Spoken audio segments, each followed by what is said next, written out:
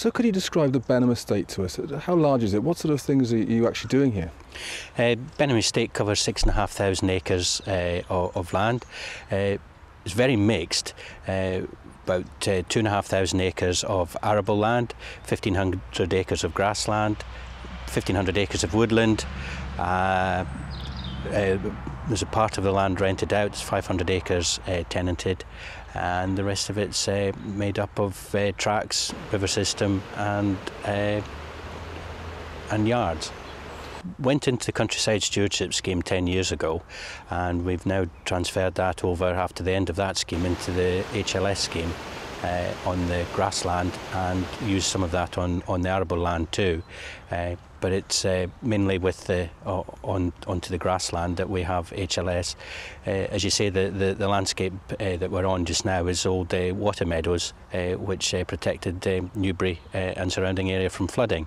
The River Kennet runs through the land, and really what you see is what you get. It's you can't do much more with the grassland we've got. Hence the moved more towards native breeds and the Sussex cattle that we're moving into now. Well, the Sussex, it's one of the native breeds. It's a local breed to us. I mean, yes, we're in Berkshire, but Sussex is not very far away, and it's one of the native breeds. It's suited to water meadow landscape. They can convert rough forage into meat efficiently, a lot more efficiently than continental cattle are. They're a bit lighter, so therefore they don't poach the ground as much, and it fits in with the landscape. You're quite a large arable operation also. Can you tell us about the crops you grow and your rotation? Crops that we have, half the land, the arable land's down to wheat, which is about 1,250 acres. 25% of the other land is into oilseed rape, and the other 25% is beans, peas and temporary grass. Really a four-course rotation, only growing first wheats, and we try to grow them as good a quality as we can. Half the wheat is down as milling varieties, Group 1 and Group 2, and we're trying to move into Group 3s because that's where the market is going for us here with the proximity to the ports. With the cereals, we're part of a co-op group called Hampshire Grain, and all our crops, all our grains go down there at harvest time and are stored and marketed through them. We feel that's the way forward because it helps with the storage of the crops. It's done by dedicated staff at the grain store, and the marketing's done by dedicated people to find the best markets for us. If they don't do the job well for us, then yes, we need to look at other marketing opportunities. But at the moment, it works very well through pools, and we always seem to be doing better than the average in the market, which is important. If we grow quality crops, we want to be getting the best for them, and we use the marketing arm's expertise to get the best for us. And in terms of the livestock, the beef? The beef, at the moment we go through Chitties in Guildford, and a lot of the produce then ends up at Marks and Spencer's. With an estate, a farm of this size, obviously machinery choice is quite important. Can you tell us about the challenges you have here and why you decided to go with that particular tractor? We went with the Challenger because at the time we were facing some capital replacement on tractors, and the tractors needed to get bigger to get more output from them, hence they'd have to go wider, and the roads that we've got in this area are quite narrow, so dual wheels were out of the question, and even large flotation tyres would make it very difficult to move around through the fields. So we felt that the tracks were a lot better because it kept the width of the machine narrow enough that we could go down the roads, and it also gave us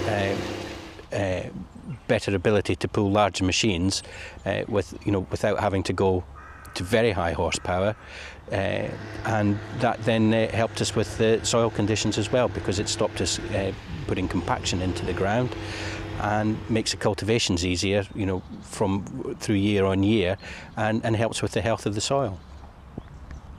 And what sort of operations is the Challenger actually carrying out? It does all the cultivation work. We have a one-pass system using a top-down. That suits the soil well here. It can do a good job.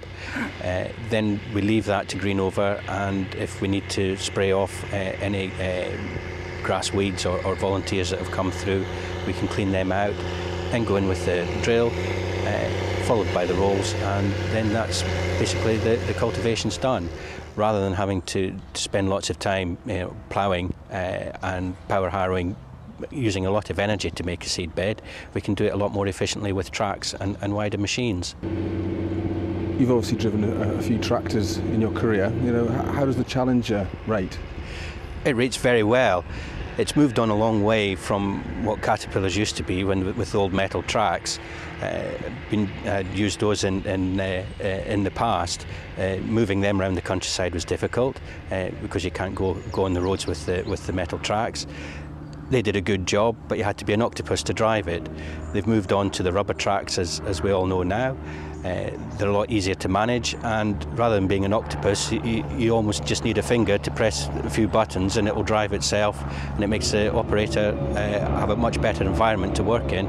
He's less tired, therefore he's got more time to look at his machine behind him, do a better job with it, and he'll be much more relaxed, and it will make it a safer environment for him to work in at the end of the day.